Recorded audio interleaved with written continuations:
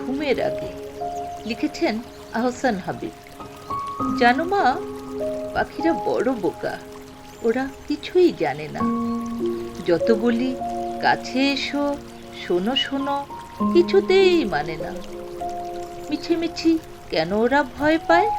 ভয়ের কি আছে? বোঝে না বোকারা। আমি ভালোবাসি, তাই ডাকি কাছে। দেখো না, যখন কাল আমাদের আমবাগানের পূব ধারে ওরা সব বসিয়েছে আসর গানের, আমি গিয়ে চুপচুপে কিছু দূরে বসেছি যখন, গান ভুলে বোকাগুলো একসাথে পালালো তখন। ওরা কি জানে না আমি গান বড় ভালোবাসি, তাই যখনই ওদের দেখি চুপে চুপে কাছে চলে যাই। আচ্ছা মা, বলো দেখি কি করে কাটাবো এই ভয়? কি পেলে তখন ওরা সবচেয়ে বেশি খুশি হয়? সাদা করে ওদের কি ভালো লাগে? আমার যেমন ছোট লাল ঘুড়ি আছে, মাজা সুতো, ওদের তেমন আছে নাকি? কিছু নেই?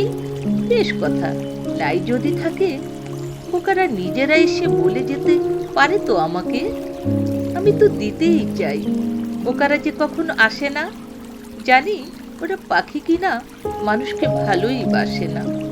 বলো না মা, কি করলে পাখিরাও খুব ভালোবাসে? কি করলে পাখিরাও ভালোবেসে খুব কাছে আসে?